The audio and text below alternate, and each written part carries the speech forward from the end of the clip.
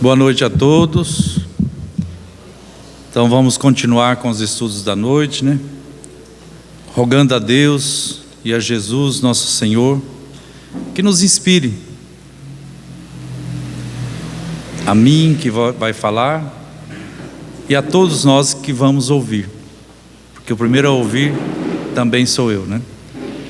O mais necessitados dos lembretes que o Evangelho nos traz. Então, todos nós possamos sentir bem-vindos, acolhidos nessa casa de oração, nessa escola, nesse hospital de almas. Todos nós, pacientes desse hospital, estamos nos tratando à luz do Consolador. E hoje nós trazemos uma passagem do Evangelho que está anotado por Lucas e também por Marcos e Mateus, que é a respeito da tempestade em alto mar.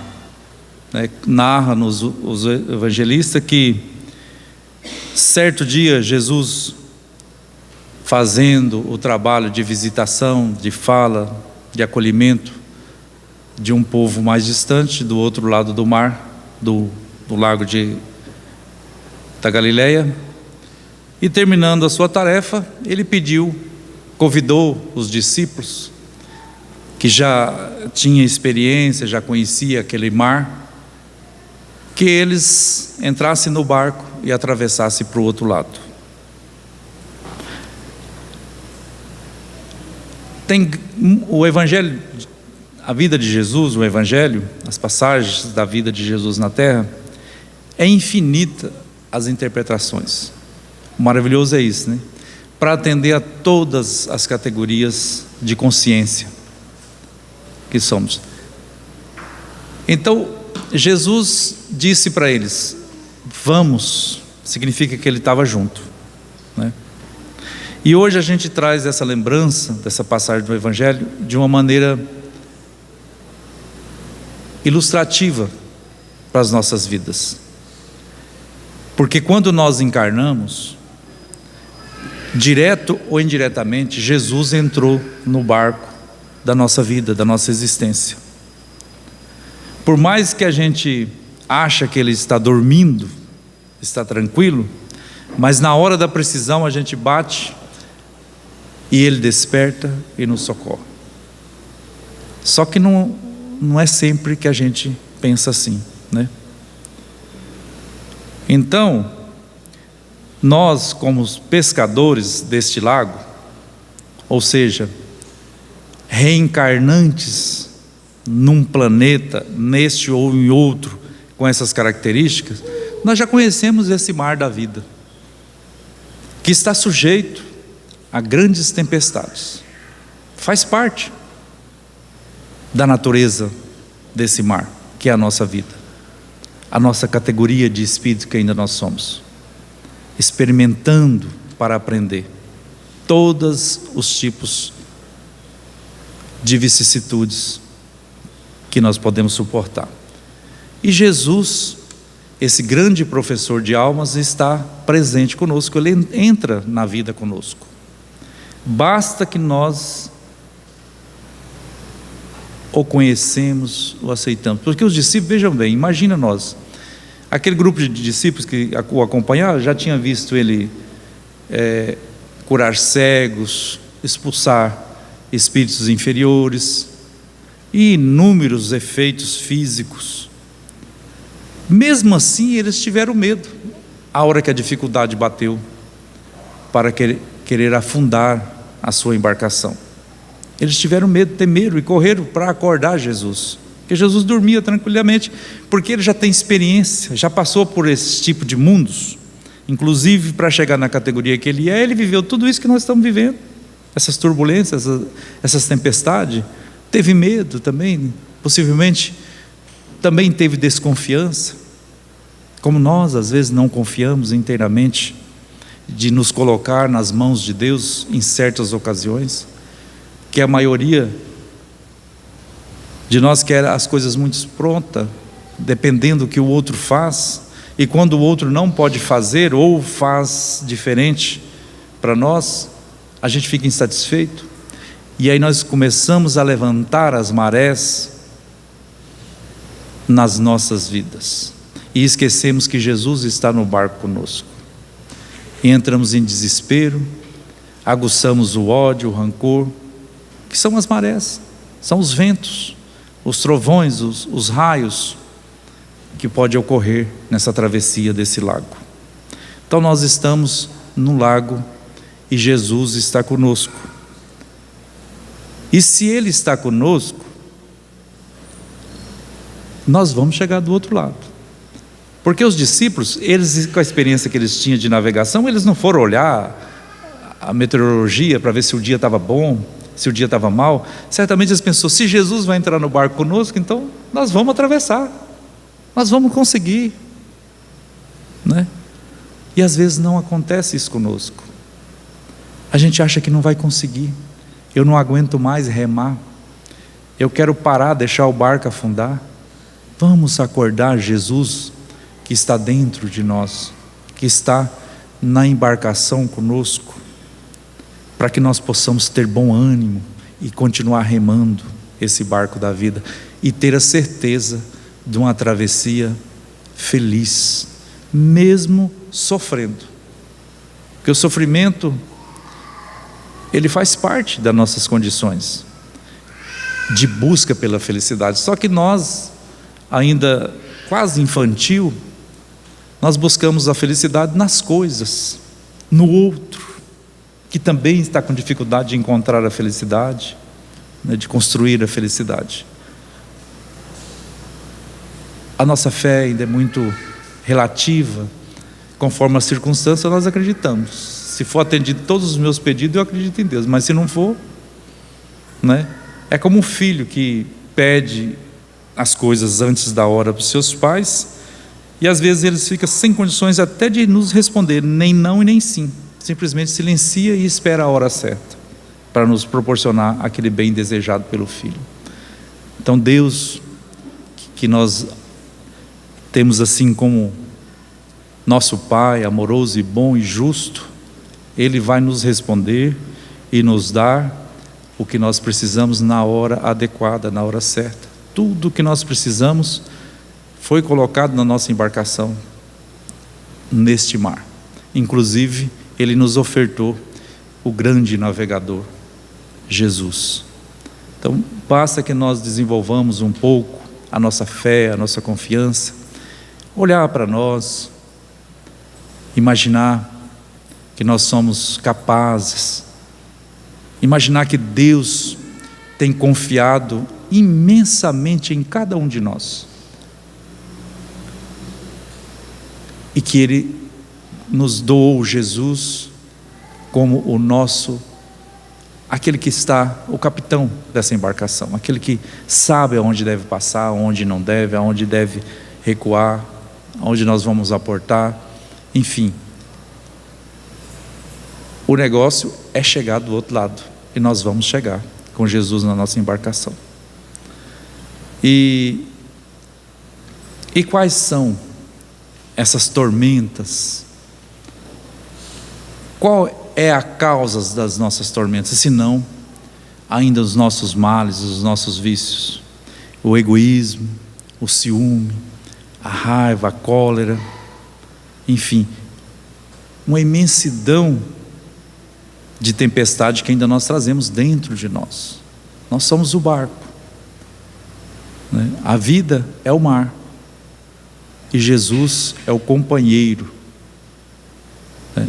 Ele não vai viver a nossa vida, Ele vai nos ajudar, se a gente procurar despertar Ele em nós. E como nós vamos fazer isso? Primeiro, buscando o conhecimento de nós mesmos, o que somos, se nós sentimos filhos de Deus, irmãos de Jesus, né? Capazes de amar, de compreender, através de um esforço próprio, baseado na vida que Jesus nos trouxe. A gente pensa assim, mas tem 2000 anos que Jesus veio, e o mundo ainda é esse mundo de muitas tormentas, de muita... Imagina nós, antes de Jesus, 2050 anos atrás, qual que era a diversão da sociedade, da alta sociedade, se não reunir para as festanças e antes colocar 2 homens bem treinados para lutar até a morte, os gladiadores, né? Homens fortes, bem treinados, e ali, isso era o aperitivo da festa, né? Hoje, a gente já não assiste, não quer ver, e não aceita nem as brigas de rinhas com animais, né? Poucos, bem poucos, ainda gostam desse coisa. E antes era comum, e eram nós que estávamos lá. Com a vinda, com o despertar de Jesus dentro da nossa embarcação, a gente vai educando, aos poucos, porque é muito tempo de animalidade que a gente traz dentro do nosso ser, de inferioridade. Não dá, os Espíritos dizem que não dá para a gente saber quando é que nós fomos criados, quando é que a nossa consciência foi despertada, que nós passamos a ser homens, né, humanos, capazes de raciocinar, de calcular, de ver, de escolher. Então, é uma distância muito grande, e eles não puderam nos informar, e também não é necessário, porque o necessário é nós nos reconhecermos agora, na melhor posição que nós estamos. Nós estamos no melhor local deste mar da vida, e o nosso companheiro, por mais que ele esteja dormindo, mas está dentro de nós, está nos acompanhando, e isso é bastante coisa, porque o advento, a chegada de Jesus, do pensamento de Jesus, e não pensemos que é para as igrejas ou para as religiões que são denominadas cristãs. Não, é para a humanidade, é para a terra toda.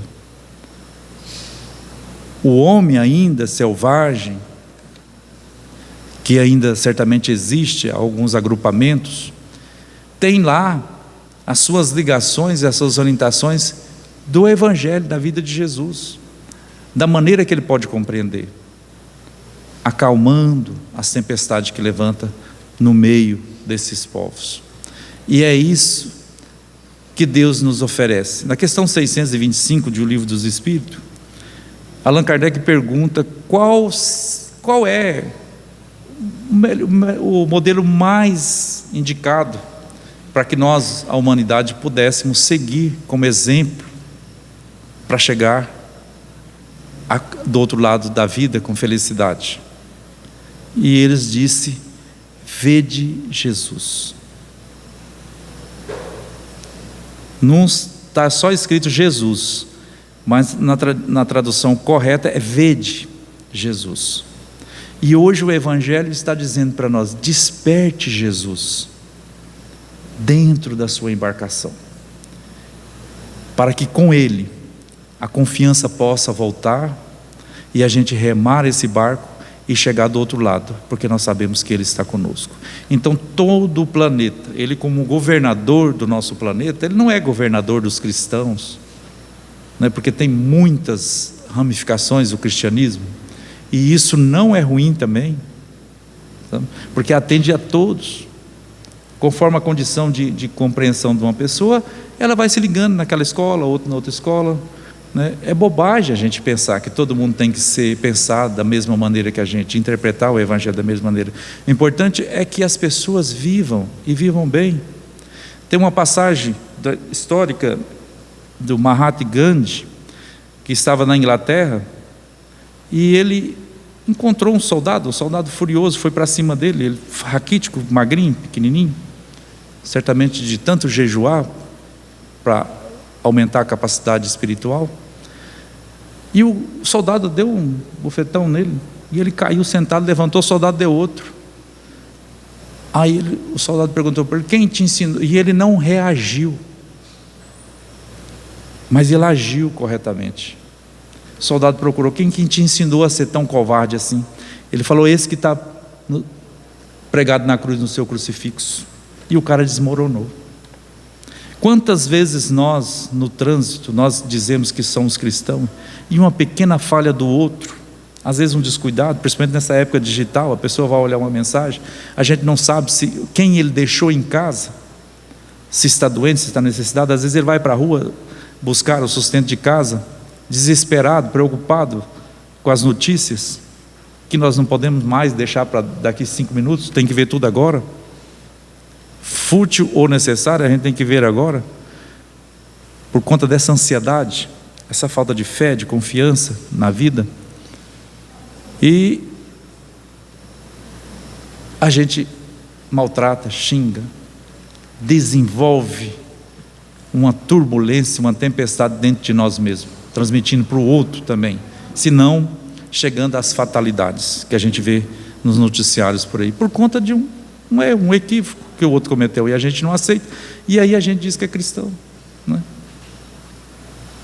Quando Jesus também percorre, segundo os pesquisadores agora, mais de 150 quilômetros a pé, pregando o Evangelho, conversando com as pessoas, atendendo os necessitados, ali com um grupo, e ele chega numa sinagoga e é recebido por um sacerdote,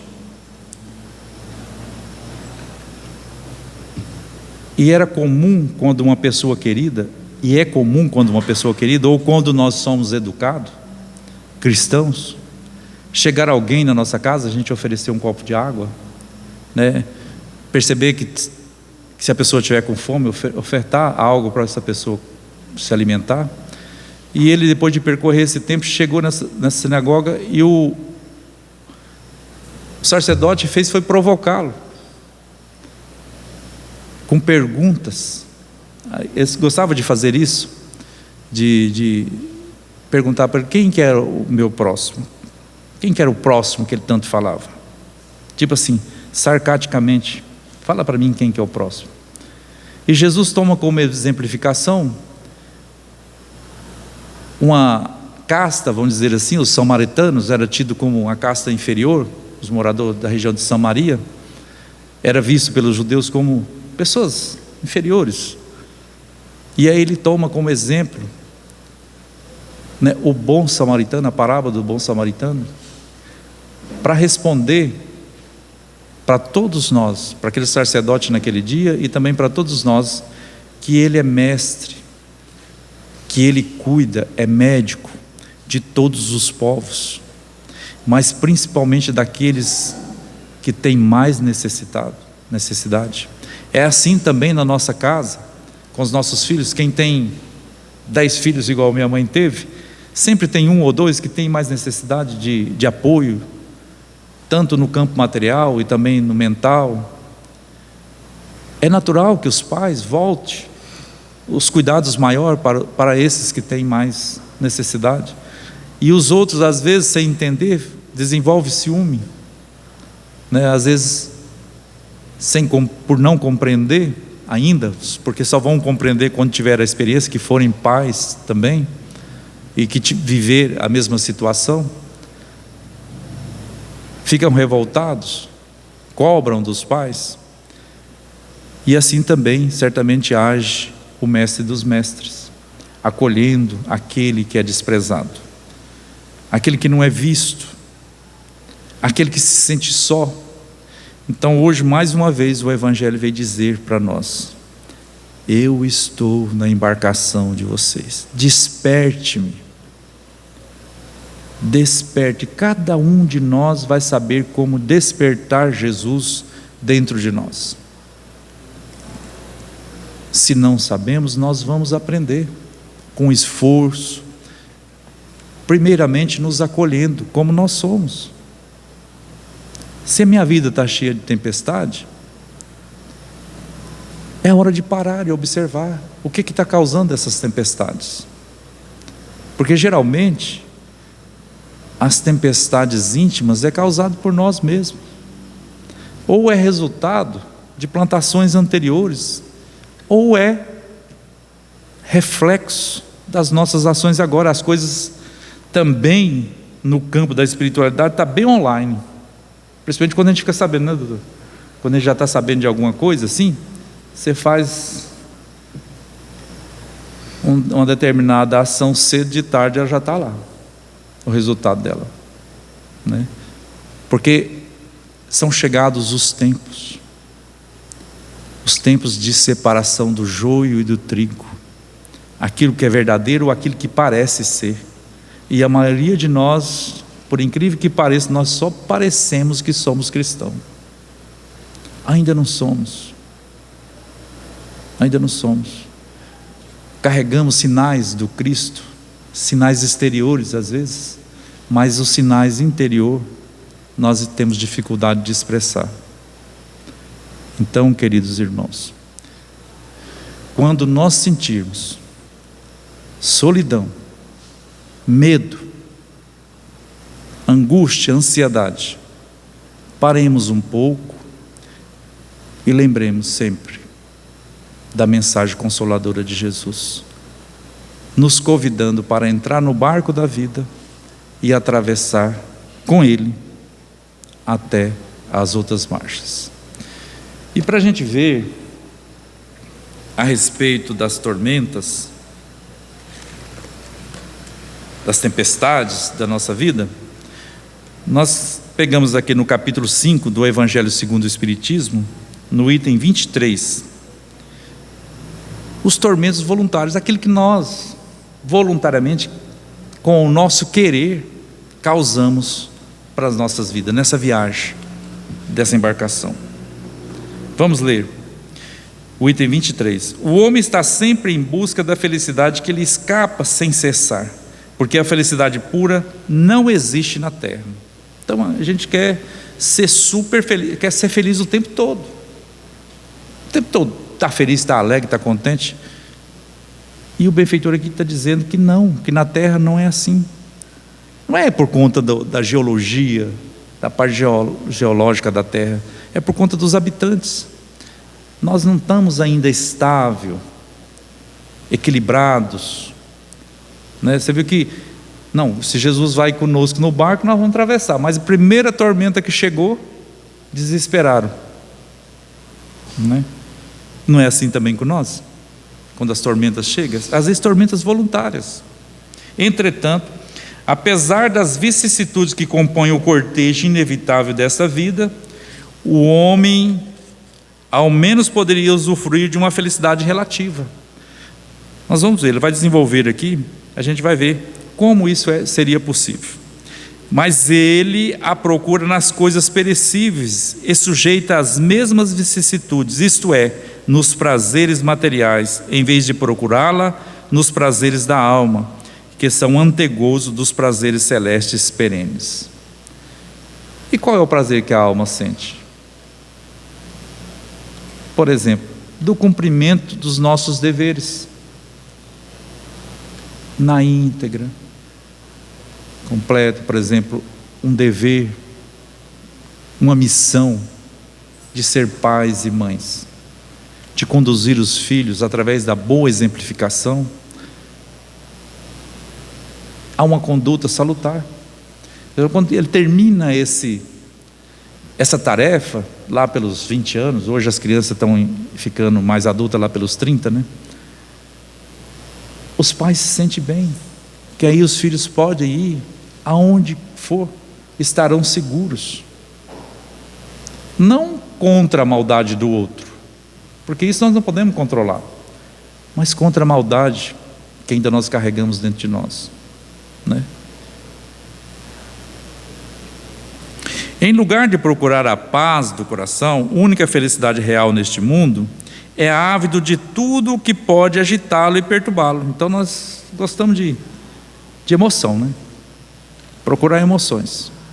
Quando as vicissitudes não é suficiente, nós lançamos mãos das drogas para agitar tudo isso, e isso vai nos perturbar. Bebidas, outros tipos de drogadização e muitos outros. E coisa singular parece criar para si propositadamente tormentos que só a ele caberia evitar. Então a maioria dos nossos tormentos, das nossas dificuldades são evitáveis por nós mesmos, conforme nosso comportamento.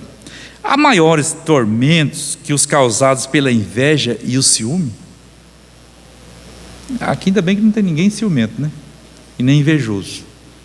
Mas às vezes nós já fomos. Principalmente esse tal do ciúme, né, gente? Querer controlar a outra pessoa. E não é só no campo amoroso. O ciumento, ele é ciumento. Ele tem ciúme de tudo, né? Por causa do egoísmo. Para o invejoso e o ciumento não há repouso. Ele não sossega. Levanta de noite, acorda de noite para ver se a companheira ou o companheiro está deitado ali mesmo, porque ele tem que dar uma olhada, ligar a luz para ver se é ele mesmo, né? Não tem repouso. Estão perpetuamente em febre. O que eles não têm e os outros possuem causa-lhes insônia. Essa é a inveja, né? O ciúme também. Ciúme porque o outro conseguiu e ele não consegue. Isso causa insônia. Fica lá, mas como? Só pode estar fazendo coisa errada, né? Para conseguir isso ou aquilo.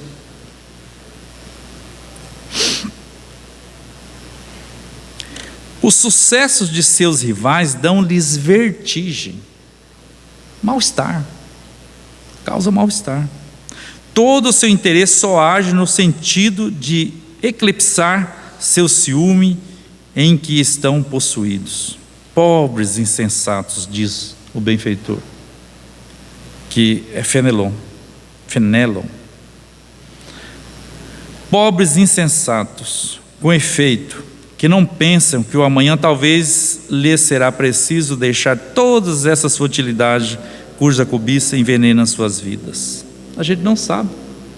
Se a gente chega em casa e nós ficamos nessa disputa, e quando essa disputa vem para dentro da intimidade do lar, de casa, fica insuportável, né? A convivência, a vivência em família. Não é a eles que se aplica essa fala. Bem-aventurados os aflitos, porque serão consolados, pois seus cuidados não são daqueles que têm sua compensação no céu. Então, quando Jesus fala que bem-aventurados os aflitos, as aflições dessa embarcação, não está falando para os egoístas, para essas pessoas que têm vertigem, que não têm repouso. Não está falando para o ciumento. Está falando para aquele que está passando por uma expiação, com grande heroísmo que a gente vê. Senão a gente mesmo às vezes passa por certas expiações ou provações, que só com a ajuda de Jesus e de Deus é que nós chegamos do outro lado. Quantos tormentos, ao contrário, evita aquele que sabe contentar-se com o que tem. E hoje nós temos muito, né? Nós olhamos assim para a história dos nossos avós, dos nossos pais, nós mais velhos, era tudo muito difícil, tudo muito trabalhoso, tudo muito manual. Hoje mesmo eu estava brincando com uma colega, ela veio falar se aqui tinha um fichário. Eu falei, não, eu sou da época digital, essa época é da época do seu Laerte, fichário, né, de colocar documentos, aquela coisa toda. E a gente riu. Claro que eu sou dessa época também, né? Mas, e aí às vezes a gente adquire uma certa folga ou conforto para a vida material, e a gente esquece desse pessoal que nos trouxeram, que prepararam esse campo que nós estamos usufruindo e trabalhando nele também para o futuro. Quanto tempo nós não visitamos quem tem? Os nossos avós. Às vezes passamos tempos sem visitar os nossos pais, nas nossas ocupações, esquecemos de usar a tecnologia para vê-los todos os dias, para saber como é que eles estão. E isso vai nos causar tormenta. E tudo isso pode ser evitado com ação, uma boa ação. Então, que não procura parecer mais do que é, que vê sem inveja o que não tem, e que procura parecer realmente o que é. Hoje, com a exposição das redes sociais, né, as pessoas usam filtros para ficar mais bonito, né? para pôr nas redes sociais, porque não estão se aceitando como é, quer aparecer como não é. E aí a hora que bate na realidade, que olha no espelho, não é aquela pessoa que está lá publicada na rede social, é você mesmo, é eu mesmo.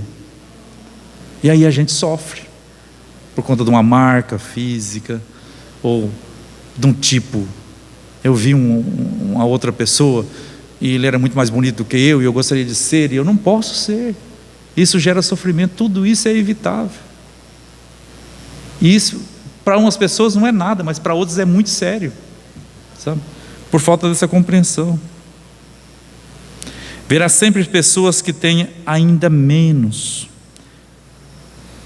em vez de olhar só para cima, olhar um pouco para a nossa retaguarda e também para os iguais a nós, olhar para esses antepassados que criaram todas essas condições de conforto para nós estar usufruindo hoje. Diz também que aquele que procura a felicidade possível aqui na terra, ele procura desenvolver a calma, porque não cria para si necessidades quiméricas. A calma em meio às tempestades da vida não é felicidade, procura o benfeitor. No meio lá daquela tormenta que os discípulos estavam lá, eles sabiam que Jesus estava no barco. Por isso eles foram despertá-lo, porque eles sabiam que Jesus ia fazer alguma coisa em prol deles. E por que nós não acreditamos nisso? Por que nós achamos que Jesus está crucificado? Ainda. Por conta dessa formação milenar, cristalizada na nossa mente, que Jesus foi crucificado, morreu por nossa causa, está ali numa cruz, simbolizado, né? Não. Jesus vive dentro da intimidade de cada um de nós, dessa embarcação que deseja, que almeja e que vai chegar do outro lado do barco, se nós despertarmos o nosso capitão, Jesus. Que Deus nos abençoe, nos guie e nos dê muita força para que nós possamos aprender a despertar esse Jesus que tanto nós necessitamos. Que Ele possa nos